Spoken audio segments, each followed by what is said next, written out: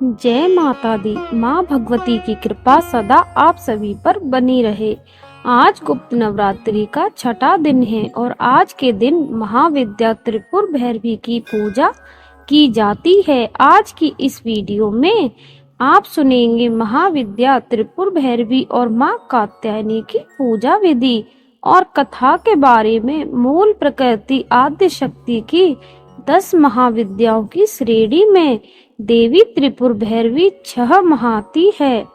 शब्द त्रिपुर है त्रिलोक, पृथ्वी तथा पाताल और शब्द भैरवी का अर्थ होता है भय का विनाश। इसलिए देवी त्रिपुर भैरवी त्रिलोक में भय और पाप के विनाश हेतु स्थापित है। शब्द भैरवी 3 अक्षरों से मिलकर बना है। पहला भय या भरना यानी रक्षण, दूसरा र या रमणा अर्थात रचना, तीसरा वी या वमनापुरम विद्य वंश और मृत्यु के स्वामी महेश्वर के त्रिपुरारी रूप की शक्ति है विनाशक। प्रकृति संयुक्त देवी पूर्ण ज्ञानम है। विद्वंश काल उपस्थित होने पर तमस गुण प्रदा प्रिय देवी अपने भयंकर उग्र रूप में महेश्वर संग उपस्थित रहती है। इनकी उपासना से सभी बंधन दूर हो जाते हैं। यह उपासना भव बंधन मोचन कहलाती है। श्री दुर्गा सप्तशती के अनुसार त्रिपुर भैरवी के उग्र स्वरूप की कांति हजारों उगते हुए सूर्य के समान है। दिगंबरा देवी भी श्यामल वर्ण की है, 3 खुले हुए नेत्रों से युक्त है और मस्तक पर अर्धचंद्र धारण करती है। रुद्राक्ष सर्पों और नरमुंड की माला धारण किए हुए है। इनके लंबे काले घनघोर बाल हैं। 4 भुजाओं से युक्त देवी अपनी दाहिनी भुजा में खड्ग और नरमुंड से निर्मित खप्पर धारण करती है और बाई भुजा में अभय तथा वर मुद्रा प्रदर्शित करती है। देवी का मुख मंडल अत्यधिक डरावना है। देवी का प्राकट्य मृत देह से है और इन्हीं की शक्ति मृत देह को पंच तत्व में भी विलीन करती है। इसलिए यह दाह संस्कार की अग्नि है। सौम्य रूप में त्रिपुर भैरवी लाल वस्त्र और गले में मुंड माला धारण किए हैं। समस्त देह पर रक्त चंदन का लेपन है। अपनी दाई भुजा में जप माला और पुस्तक धारण करती हैं। बाई भुजा से वर और अभय मुद्रा प्रदर्शित करती हैं और कमल के आसन पर विराजमान है। इन्होंने ही 18 भुजा युक्त दुर्गा रूप में उत्तम मधु का पान कर महिषासुर नामक दैत्य का वध किया था। नारद 5 रात्र के अनुसार एक समय में महाकाली के मन में पुनः गौरवर्ण प्राप्त करने का विचार आया, जिस पर देवी अंतर्ध्यान हो गई। महादेव जब देवी काली को अपने समक्ष नहीं पाते तो व्याकुल होकर देव ऋषि नारद से देवी के विषय में पूछते हैं। तब नारद जी ने उन्हें देवी का बोध करवाकर उनके प्राकट्य को सुमेरु के उत्तर में होना बताया। तब महादेव जी की आज्ञा अनुसार नारद जी देवी को खोजने के लिए निकले। नारद जी सुमेरु के उत्तर में पहुंचकर देवी से महादेव के साथ विवाह करने का प्रस्ताव रखते हैं। इस प्रस्ताव पर देवी कृत होकर देह से सोसी विग्रह प्रकट करती हैं। इसलिए महाकाली के छाया विग्रह से ही त्रिपुर भैरवी का प्राकट्य होता है। शास्त्र रुद्रा मल तंत्र के अनुसार सभी 10 महाविद्या शिव जी की शक्तियां हैं और देवी भागवत के अनुसार छठी महाविद्या त्रिपुर भैरवी ही महाकाली की उग्र रूप है। इनके कई भेद इस प्रकार हैं। त्रिपुर भैरवी चैतन्य सिद्ध भुवनेश्वर संपदा पद कमलेश्वरी कलेश्वर कामेश्वरी नित्या रुद्र भद्र टक आदि। त्रिपुर भैरवी अर्थ अन्वय की देवी हैं। महाविद्या त्रिपुर भैरवी की पूजा करने के लिए घर की दक्षिण दिशा में लाल वस्त्र बिछाकर उसके ऊपर उड़द की डेरी और फिर तांबे का कलश रखें। कलश में जल, दूध, काले तिल, सिक्का डालें। कलश के मुख पर आम या अशोक के पत्ते रखकर उस पर नारियल रखकर त्रिपुर भैरवी कलश स्थापित करें। चमेली के तेल का दीपक जलाएं। गूगल से धूप करें। माँ को सिंदूर का तिलक लगाएं। लाल पुष्प अर्पित करें। इसके बाद आप मौसमी फलों का या मिठाई का या हलवे का भोग माँ को अर्पित कर सकते हैं। साथ में कुछ दक्षिणा जरूर चढ़ाएं। लाल चंदन की माला से एक विशेष मंत्र का यथासंभव जाप करें। जाप पूरा होने के बाद उस भोग को गौ माता को खिला देना चाहिए। मंत्र है ओम ए हिं ग्रीं श्रीं त्रिपुर भैरवे नमः। यह तो थी 10 महाविद्याओं में से छठी महाविद्या माँ त्रिपुर भैरवी की कथा और पूजा विधि की जानकारी। अब जानिए, नवरात्रि के छठे दिन पूजी जाने वाली माँ कात्यायनी की कथा और पूजा विधि के बारे में। माँ कात्यायनी अपने भक्तों पर बहुत ही जल्द प्रसन्न होकर उनकी सभी मनोकामनाएं पूर्ण करती हैं। प्रिय श्रोताओं, आज के इस वीडियो में आप सुनेंगे माँ कात्यायनी की संपूर्ण कथा। साथ ही आप सुनेंगे श्री महर्षि महिषासुर मर्दिनी स्रोत का हिंदी अनुवाद। ऋषि कात्यायन के घर पर जन्म लेने के कारण ही माता का नाम कात्यायनी पड़ा। माँ कात्यायनी का स्वरूप अत्यंत चमकीला और भव्य है। इनकी 4 भुजाएं हैं। माँ के दाहिनी तरफ की ऊपर वाली भुजा अभय मुद्रा में है और नीचे वाली मुद्रा में बाई तरफ की ऊपर वाली भुजा में तलवार और नीचे वाली भुजा में कमल का पुष्प सुशोभित है। माँ का वाहन सिंह है। माँ कात्यायनी की भक्ति और उपासना के द्वारा मनुष्य बहुत ही जल्दी और बहुत ही सरलता से धर्म, अर्थ, काम और मोक्ष की प्राप्ति कर लेता है। वह इस लोक में स्थित रहकर भी अलौकिक तेज और प्रभाव से युक्त हो जाता है। माता कात्यायनी की पूजा करने से सभी प्रकार के संकटों का नाश होता है। माँ दानव और पापियों का नाश कर अपने भक्तों की रक्षा करती है।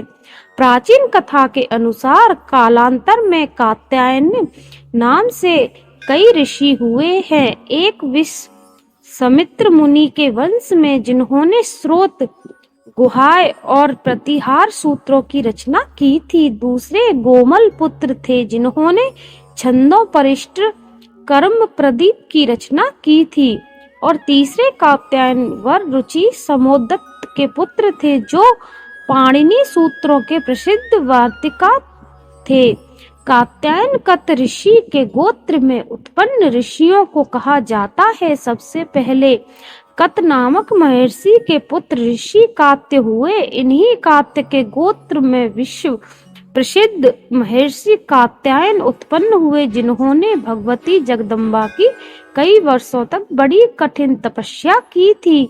फिर एक दिन प्रसन्न होकर देवी जगदम्बा ने कात्यायन ऋषि को दर्शन दिए और तब कात्यायन ऋषि ने उनसे अपनी पुत्री के रूप में अपने घर पर जन्म लेने की प्रार्थना की। तब देवी ने कात्यायन ऋषि को यह वरदान दिया कि वह पुत्री के रूप में उनके घर पर जन्म लेंगी और इस प्रकार अपने वचन का पालन करते हुए देवी जगदम्बा के कात्यायन ऋषि के यहाँ जन्म लिया और फिर महिषासुर दैत्य का वध किया। एक और कथा के अनुसार भगवान श्री कृष्ण को पति रूप में प्राप्त करने के लिए ब्रज की गोपियों ने इन्हीं देवी की पूजा कालिंदी यमुना के तट पर की थी और देवी कात्यायनी को ब्रज मंडल की अधिष्ठात्री देवी के रूप में भी पूजा जाता है। दरअसल ब्रज की गोपियों सावले सलोने श्री कृष्ण पर अपना सब कुछ निछावर कर चुकी थी। अब उनके जीवन में इच्छा थी तो केवल एक बार श्री कृष्ण के चरणों का कृपा प्रसाद पाने की। सोते जागते, उठते बैठते, खाते पीते हर समय यानी कि जीवन की प्रत्येक गति में उन गोपियों के तो मन में श्री कृष्ण ही बस गए थे। उन्हें आवश्यकता थी तो केवल श्री कृष्ण को रिझाकर उनसे उनके कमल रूपी चरणों में आश्रय प्राप्त करने की। और जब श्री कृष्ण मथुरा चले गए तब सारी गोपियां बेचैन हो गईं, व्याकुल हो गईं। इन्हीं व्याकुलता भरे क्षणों में किसी ब्रज गोपियों ने अपनी दादी नानी के मुख से यह सुन लिया कि कात्यायनी देवी व्रत के अनुष्ठान से मनवांछित वर प्राप्त होता है। बस फिर क्या था, ब्रज की सभी कुमारी गोपियों ने नंद बाबा के लाडले कामदेव की छवि को धूमिल करने वाले और सूर्य की आभा से भी अधिक देदीप्यमान गोविंद माधव को प्राप्त करने के लिए मन में दृढ़ विश्वास रखकर सामूहिक रूप से देवी कात्यायनी को प्रसन्न करने के लिए कात्यायनी व्रत करने का संकल्प एक साथ ले लिया। ब्रज गोपियों ने अपने प्राण प्रियतम को प्राप्त करने के लिए मां कात्यायनी के पूजन का व्रत विशुद्ध भाव से प्रारंभ कर दिया। जब हेमंत ऋतु आई उसके पहले ही महीने में अर्थात मार्गशीर्ष मास में नंद बाबा के ब्रज की कुमारियां कात्यायनी देवी की पूजा और उपवास करने लगी। वे केवल हवी शयान नहीं खाती थीं, वे कुमारी गोपियां पूर्व दिशा का सूरज लाल होते होते यमुना जल में स्नान कर लेती, यानी ब्रह्म मुहूर्त में उठ जाती और तट पर ही देवी की बालुका से मूर्ति बनाकर सुगंध चंदन पुष्प तरह तरह के नैवेद्य धूप दीप छोटी बड़ी भेंट की सामग्री आम अशोक के पल्लव फल और चावल आदि से उनका पूजन करती। साथ ही कात्यायनी महामाए महायोगिनी धन्यधीश्वर नंद गोपियां सतम देवी पति में कुरुते नमः इति मंत्रम जपन्य सताम को कुमारी कहा। इस तरह मंत्र का जाप करती हुई वे कुमारी गोपियां देवी कात्यायनी की आराधना किया करती। इस तरह उन गोपियों का जिनका मन श्री कृष्ण के प्रति निछावर हो चुका था, जिनका तन मन श्री कृष्णमय हो चुका था, इस संकल्प के साथ उन्होंने 1 महीने तक देवी कात्यायनी की भली भांति पूजा की।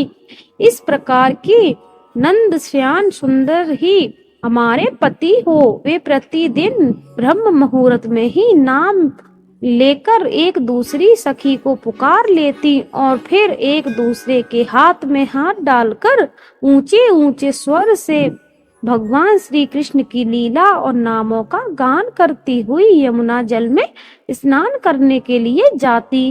एक दिन सारी गोपियों ने प्रतिदिन की तरह यमुना जी के तट पर जाकर अपने अपने वस्त्र उतार दिए और भगवान श्री कृष्ण के गुणों का गान करती हुई बड़े आनंद से वे जल क्रीड़ा करने लगी। भगवान श्री कृष्ण सनकादिक स्वर्ग के भी ईश्वर हैं। उनसे गोपियों के मन की यह इच्छा छुपी नहीं रही। वे उनका अभिप्राय जानकर अपने सखा ग्वाल बालों के साथ उन कुमारी गोपियों की साधना सफल करने के लिए यमुना तट पर पहुंच गए। उन्होंने अकेले ही उन सब गोपियों के सारे वस्त्र उड़ा दिए और बड़ी फुर्ती से कदम के एक वृक्ष पर चढ़ गए। उनके साथ भी ग्वाल बाल अब ठठाठठ कर हंसने लगे और स्वयं श्री कृष्ण भी हंसते हुए गोपियों से हंसी हंसी की बात कहने लगे। अरे कुमारी, अगर इच्छा हो तो तुम यहाँ आकर अपने अपने वस्त्र ले जाओ। मैं तुम लोगों से सच सच कहता हूँ, मैं हंसी मजाक बिल्कुल नहीं कर रहा। तुम लोग व्रत करते करते दुबली हो गई हो। यह मेरे सखा ग्वाल बाल जानते हैं कि मेरी कोई भी बात कभी झूठी नहीं होती। सुंदरियों, अगर तुम्हारी इच्छा हो तो अलग अलग आकर अपने अपने वस्त्र ले लो या सब एक साथ आ जाओ, मुझे इसमें भी कोई आपत्ति नहीं है। भगवान श्री कृष्ण की यह हंसी मजाक देखकर गोपियों का हृदय प्रेम से सरोवर हो गया। वे फिर थोड़ा सा सकुचाकर शर्माकर एक दूसरे की ओर देखने और मुस्कुराने लगी। जल से बाहर नहीं आई तब भगवान ने हंसी हंसी में यह बात कही। तब उनके विनोद से कुमारियों का चित्त उनकी ओर और भी खिंच गया। वे ठंडे पानी में गले तक डूबी हुई थी और उनका शरीर थर-थर कांप रहा था।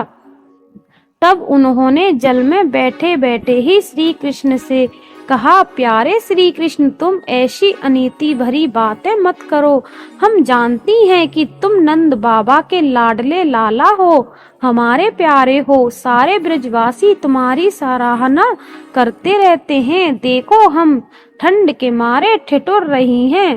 तुम हमारे वस्त्र दे दो। श्याम सुंदर ते दस्य करवाम तवोदितम देहि वासांसी। धर्मजीत, जो कुछ कहोगे उसे हम करने के लिए तैयार हैं।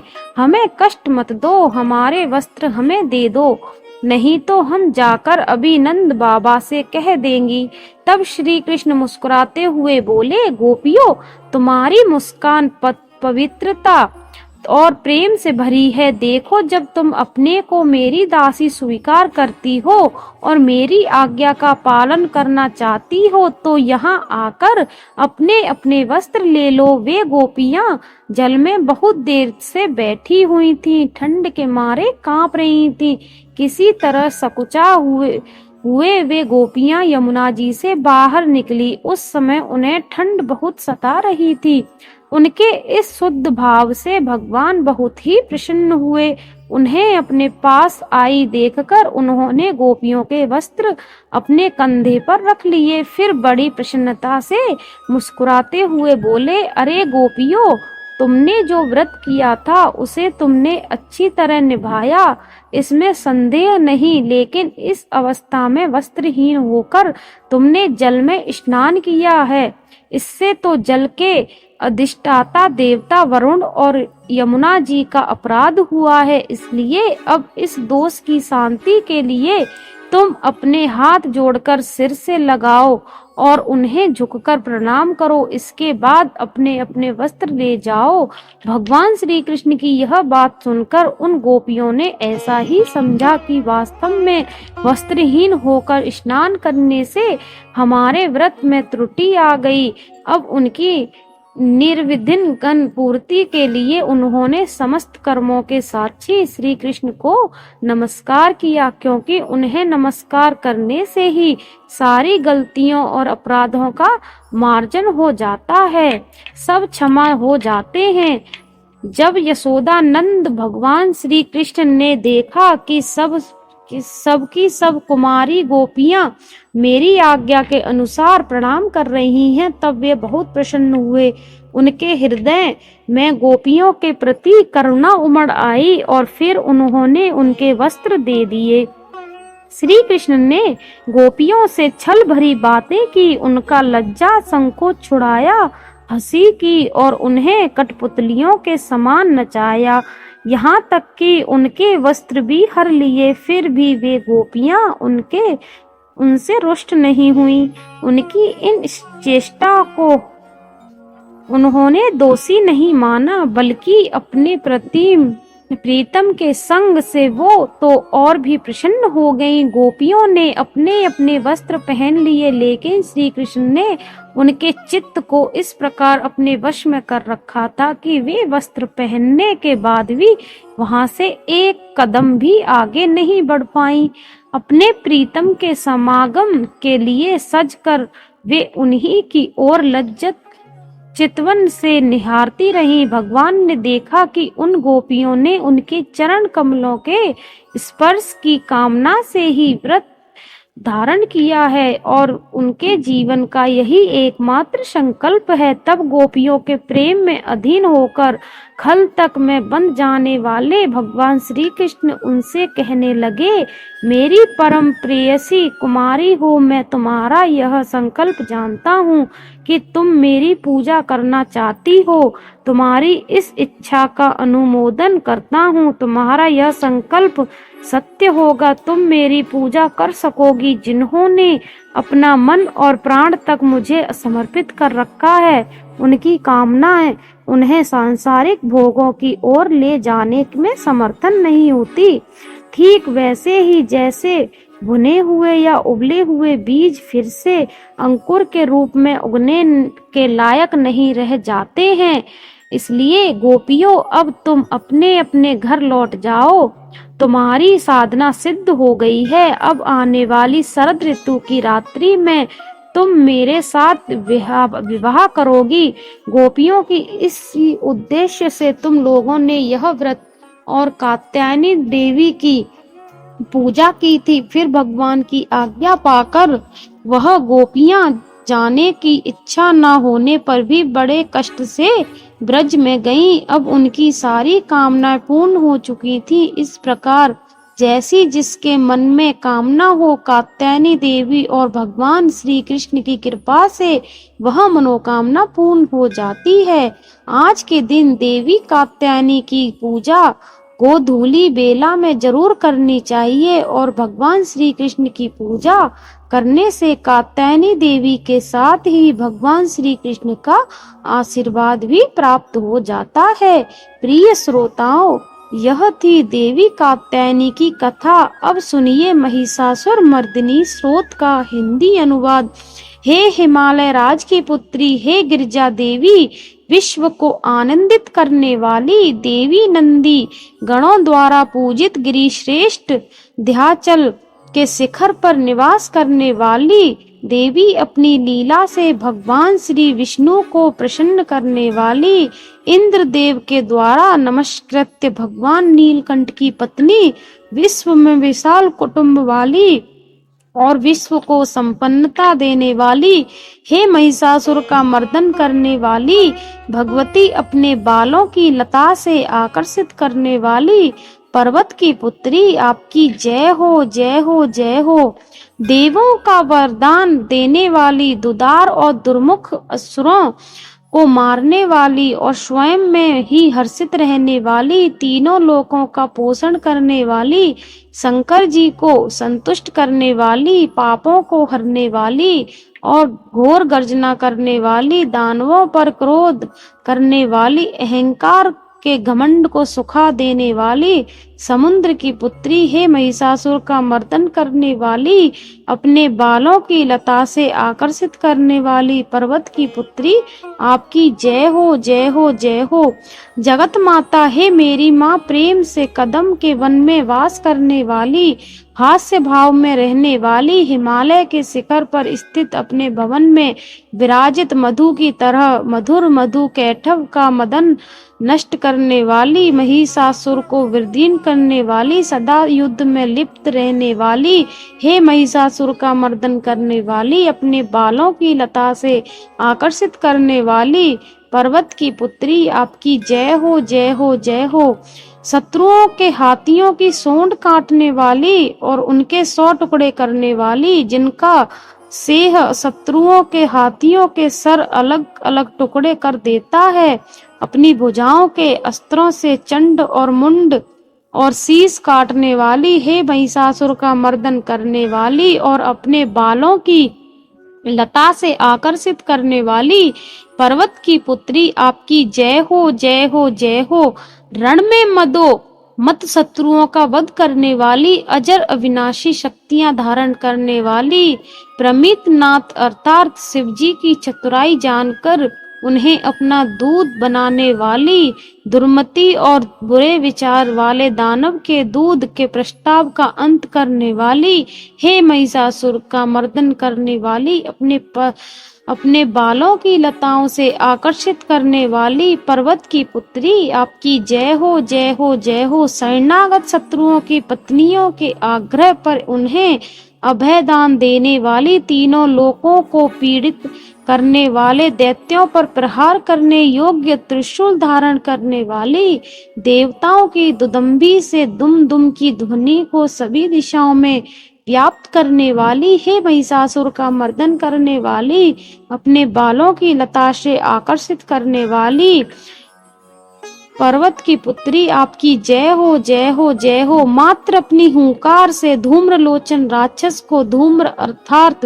धुएं के समान भस्म करने वाली, युद्ध में कुपित रक्त बीज के रक्त से उत्पन्न अन्य रक्त बीजों का रक्तपान पीने वाली, शुभ और निशुभ दैत्यों की बलि से शिवजी और भूत प्रेतों को तृप्त करने वाली, हे महिषासुर का मर्दन करने वाली, अपने बालों की लता से आकर्षित करने वाली, पर्वत की पुत्री आपकी जय हो जय हो जय हो। युद्ध भूमि में जिनके हाथों के कंगन धनुष के समान चमकते हैं, जिनके सोने के तीर शत्रुओं को विदीर्ण करके लाल हो जाते हैं और उनकी चीखें निकालते हैं, चारों प्रकार की सेनाओं, हाथी घोड़ा पैदल रथ का संहार करने वाली, अनेक प्रकार की ध्वनि करने वाले बटकों को उत्पन्न करने वाली, हे महिषासुर का मर्दन करने वाली, अपने बालों की लता से आकर्षित करने वाली, पर्वत की पुत्री आपकी जय हो जय हो जय हो।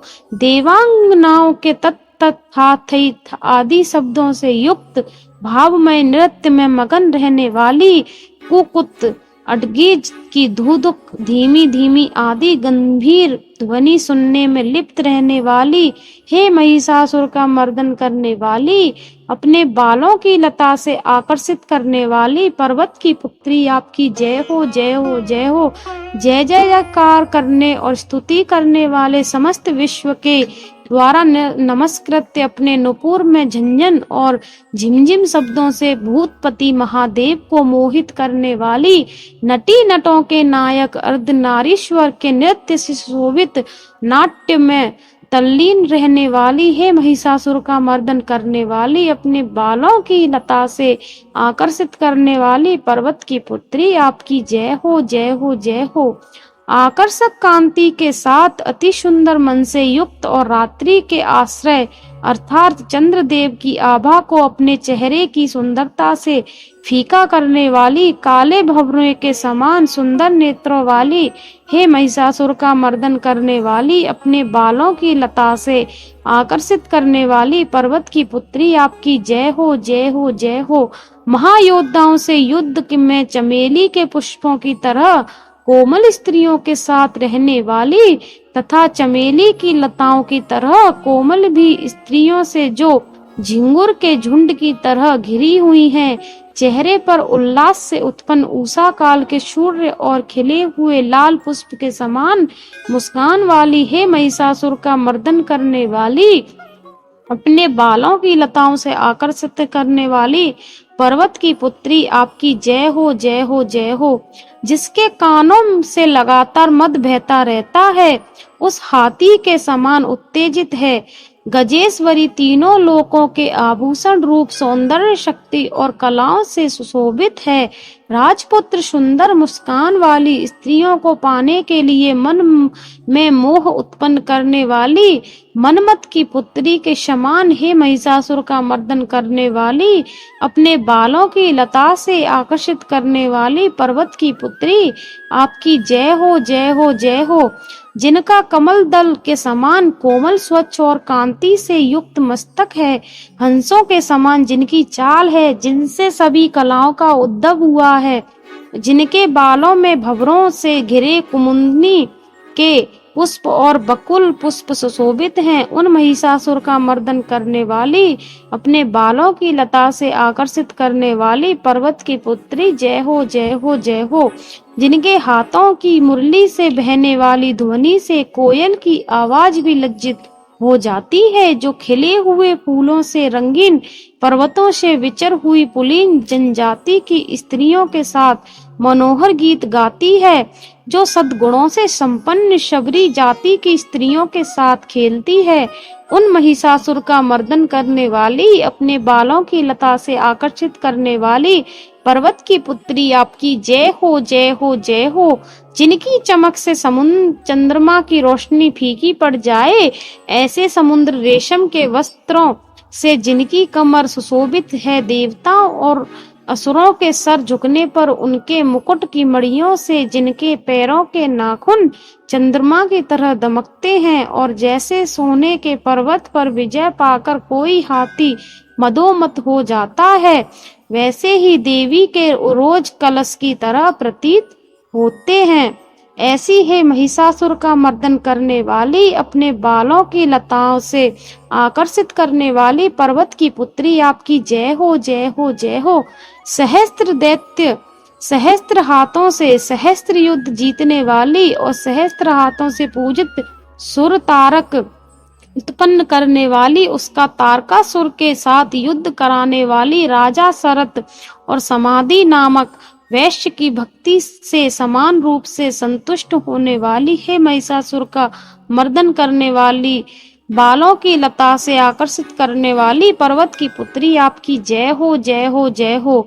जो भी आपके दयामय पद कलों की सेवा करता है, हे कमले, वह व्यक्ति कमल निवास कैसे ना बने। हे शिवे, आपके पदम कमल ही परम पद हैं, उनका ध्यान करने पर भी परम पद के मैं कैसे नहीं पाऊंगा। हे महिषासुर का मर्दन करने वाली, बालों की लता से आकर्षित करने वाली पर्वत की पुत्री आपकी जय हो, जय हो, जय हो।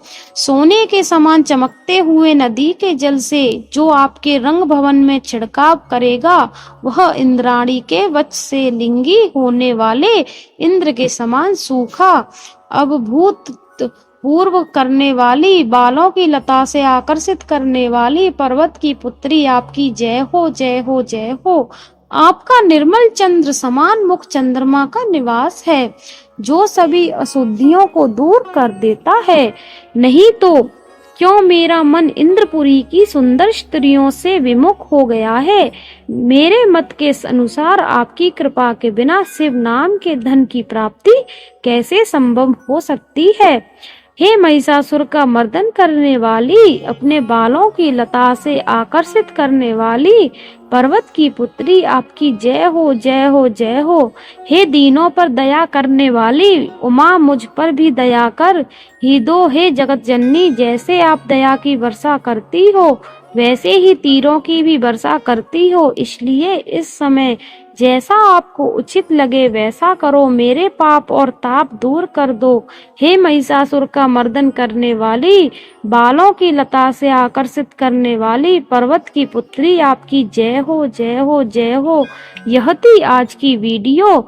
उम्मीद है आपको पसंद आई होगी। अगर आप सभी अगले दिन की कथा का स्मरण करना चाहते हैं तो कृपया करके हमारे चैनल को सब्सक्राइब करके बेल आइकन बटन प्रेस कर दीजिए, जिससे कि हमारी वीडियो की आने वाली नोटिफिकेशन आपको सबसे पहले मिल सके। और कमेंट बॉक्स में जय माता दी लिखिए और वीडियो को एक लाइक कर दीजिए।